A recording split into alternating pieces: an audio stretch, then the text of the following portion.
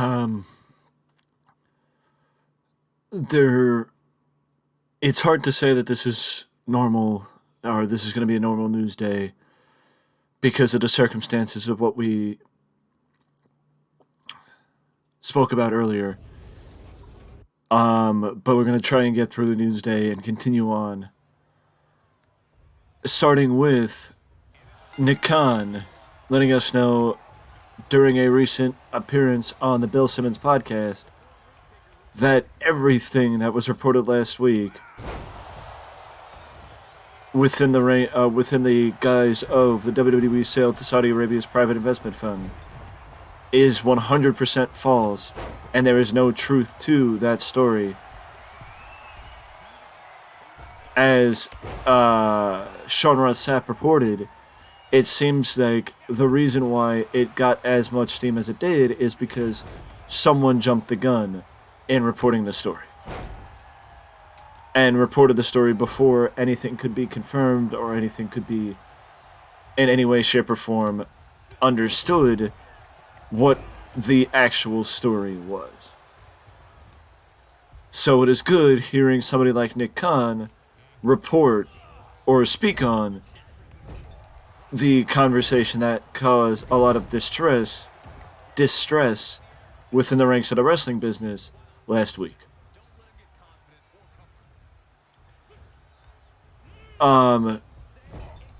Speaking of something that is more than likely causing a bit of distress,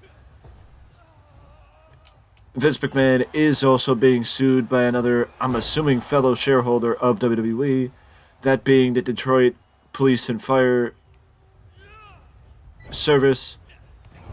I honestly don't know enough about this situation or about the business law side of the situation to be able to comment on the situation.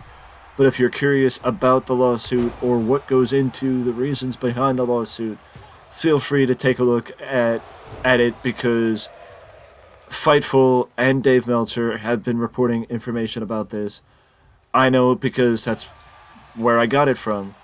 But I don't feel comfortable discussing this because I don't know enough about it to be able to accurately discuss it in a knowledgeable and educated manner.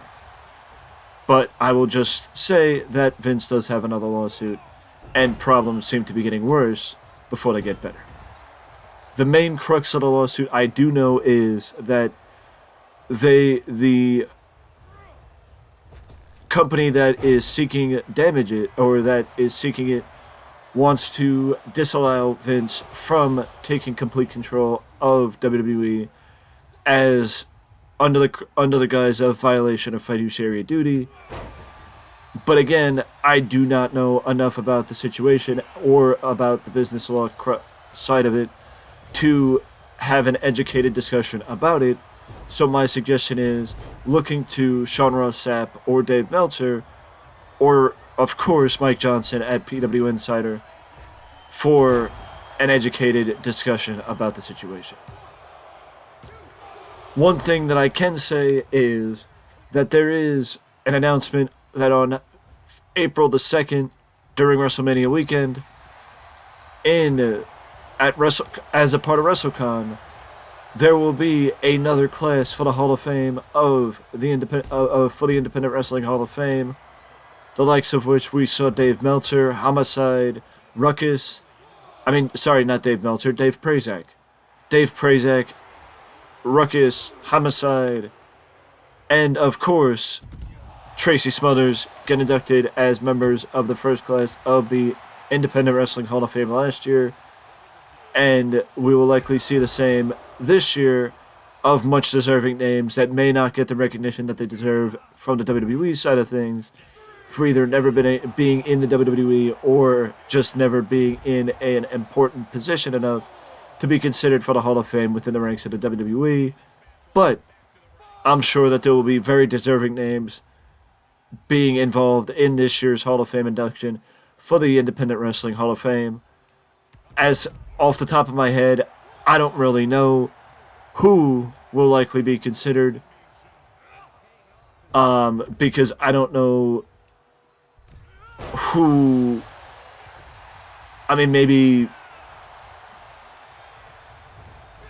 Maybe someone like Chris Hero. who spent a number of years on the independents in companies like IWA Mid-South and Ring of Honor, spent some time in WWE, but has traveled all over the world as far as, in my opinion, for lack of a better word, Chris Hero is the modern, Chris Jericho, as far as, traveling all over the world, honing his craft wherever he can, and doing what he can to become the best superstar, the best professional wrestler that he can. So I could see somebody like Chris Hero being honored this year in the Independent Wrestling Hall of Fame. Speaking of independent wrestling, though, most, if not all, independent wrestling companies will be pulled from the WWE Network over the course of the next couple of weeks. That being Progress, ICW, and other companies that may be featured on the WWE Network, as it seems the WWE Network is revamping things.